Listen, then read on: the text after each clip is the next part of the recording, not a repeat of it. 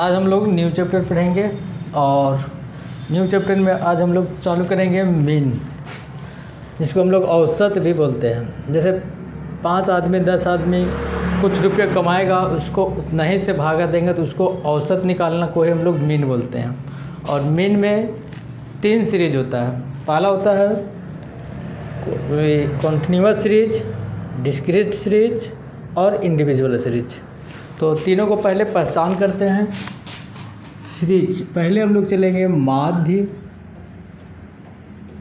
जिसको हम लोग बोलते हैं इंग्लिश में मीन, या इसी को हम लोग एवरेज भी बोलेंगे, कोई दिक्कत नहीं है।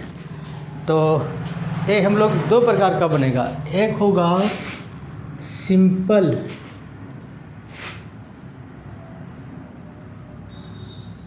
Simple average method,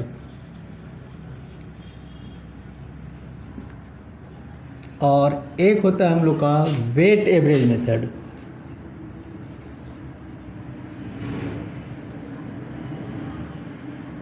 weight average method, और तीनों का 3 सीरीज होता है। पहला सीरीज जो होता है वो होता है इंडिविजुअल सीरीज। इंडिविजुअल सीरीज जिसको हम लोग बोलते हैं व्यक्तिगत श्रेणी।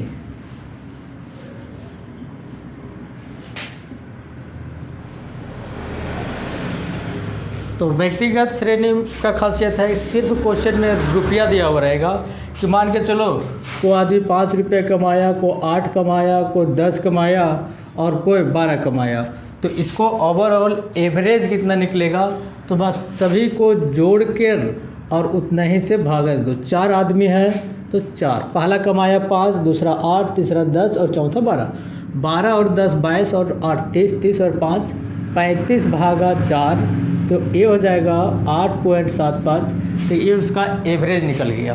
तो इसका खासियत है सिर्फ और सिर्फ x का मान दिया हुआ रहेगा, और वो भी क्या चीज़ में, रुपया में दिया हुआ रहेगा।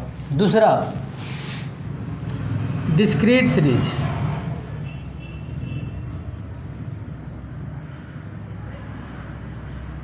जिसको हम लोग खंडित श्रेणी बोलते हैं।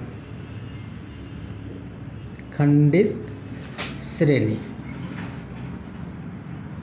जिसमें x भी दिया हुआ रहेगा और f भी दिया हुआ रहेगा। मान के चलो x दे दिया है 5, 10 और 1 दे दिया है 2, 8 और 2 मान लेते हैं। मतलब इसका क्या हुआ कि 5 रुपया कमाने वाला कितना व्यक्ति है, 8।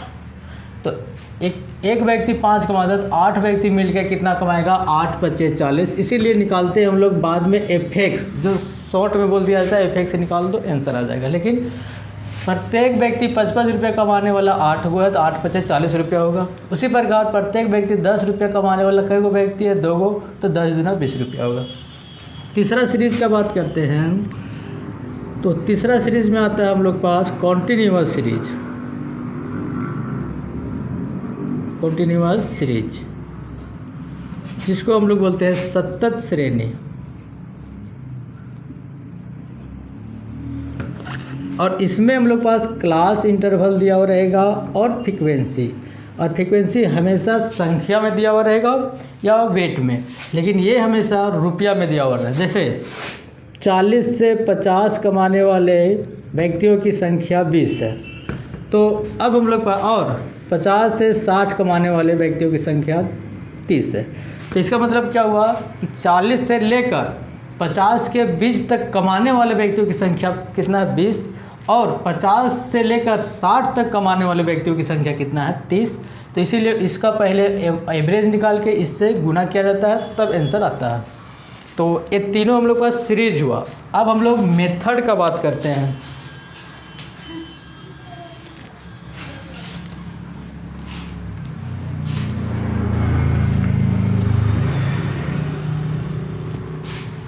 तो पहला हम लोग पास मेथड में आ जाओ, तो इसका पहला मेथड होता है डायरेक्ट मेथड।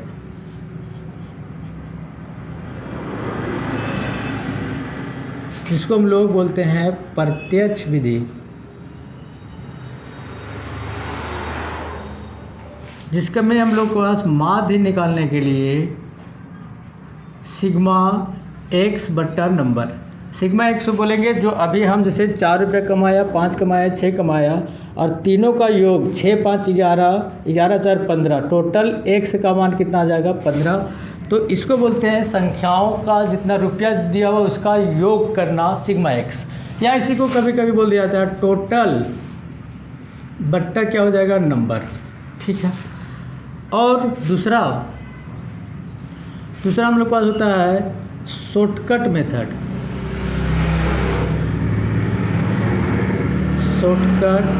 मेथड, या इसी को इनडायरेक्ट मेथड भी बोल सकते हैं।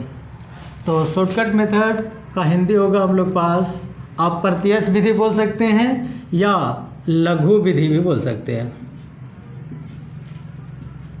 और इसमें हम लोग पास एक्स मीन निकालने के लिए A plus sigma F D X बट्टा नंबर।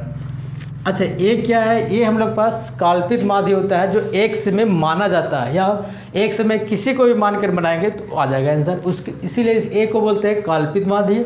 और डी एक्स निकालने के लिए जितना हम ए माने हैं ना तो उसमें एक्स में से ए को क्या कर देंगे घटा देंगे तो आ जाएगा क्या चीज़ का मान, डी एक्स का मान, उसके बाद एफ से गुना करेंगे। खैर इसको आगे हम लोग सीखेंगे। तीसरा स्टेप डिविजुअल मेथड,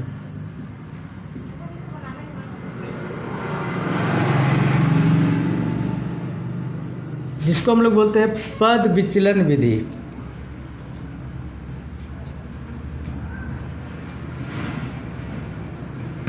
तो पद विचलन विधि में एक्स मीन बराबर A plus sigma F D X बट्टा नंबर इंटू आई, या इसी को कभी कभी एच भी लिखा हुआ रहेगा, कोई दिक्कत नहीं, वही मान होता है। तो यहाँ तो वही फिर काल्पित माध्य हो गया, तो यहाँ आई से गुना कर रहे हैं, इसका मतलब डी एक्स बराबर यहाँ निकालेंगे तो एक्स माइनस ए और भागा क्या हो जाएगा आई, ये डी एक्स निकल जाएगा, ठीक है। अब हम लोग इसका पहले हम बात करेंगे प्रत्यक्ष मेथड का, और हाँ इसमें भी टोटल बट्टा नंबर। अगर क्वेश्चन में फ्रीक्वेंसी दिया हुआ है तो शॉर्टकट मेथड में फिर क्या हो जाएगा सिग्मा एफ एक्स बट्टा नंबर, जब भी हम समझा रहे थे कि इतना कमाने वाला इतना व्यक्ति है तो गुना करके लाएंगे, ठीक है। तो अब एक क्वेश्चन हम लोग देख लेते हैं।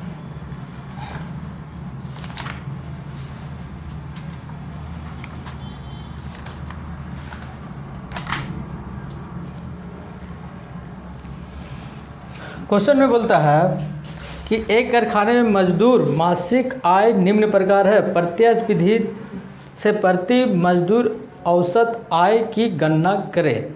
और ये कौन सा सीरीज में दिया हुआ है, ये दिया हुआ है इंडिविजुअल सीरीज में, जिसमें सिर्फ एक्स का मान दिया हुआ है। तो एक्स का मान दिया हुआ है 120, 150, 180, 180, उसके बाद 220, 250, 300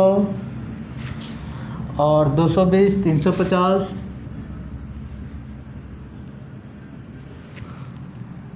370, 260, 370 और 260। तो अब हम लोग पास ये तो इंडिविजुअल सीरीज में है, तो यहाँ हम लोग लिखे थे एक्स मीन बराबर सिग्मा एक्स बट्टा नंबर। तो नंबर में कुछ नहीं करना है, नंबर में पहले 1 2 3 4 5 6 7 8 9 10, टोटल 10 है तो 10 लिख लो। अब एक काम कर लो, सिग्मा एक्स निकाल लो, इस सबको जोड़ेंगे 120, 150, 180, 220, 250, 300, उसके बाद 220, 350, 370 और 260। तो इसको जोड़ने पर क्या आ जाएगा सिग्मा एक्स, और इसी को ऊपर रखेंगे। तो पहला में सभी में 0 है, पहला तो 0 आएगा। दूसरा 6 और 7 13, 13 और 5 18 और 2 20, 20 और 5 25 और 2 27 और 8 35 और 5 40, 4 4 और 2 6 और 3 9 और 3 12 12 और 2 14 3 17 और 2 19 और 2 21 1 22 22 1 23 और 1 24, टोटल आ रहा है 2400। ऊपर कितना रख देंगे 2400 और भागा देंगे 10 से, तो ये प्रत्येक का मजदूरी औसत आय कितना निकल के आएगा 240। तो आज हम क्वेश्चन नहीं बताएंगे, आज हम सिर्फ नियम समझा रहे थे और इसका क्वेश्चन कल से जाएगा। आज के लिए इतना ही, बाकी कल बाय।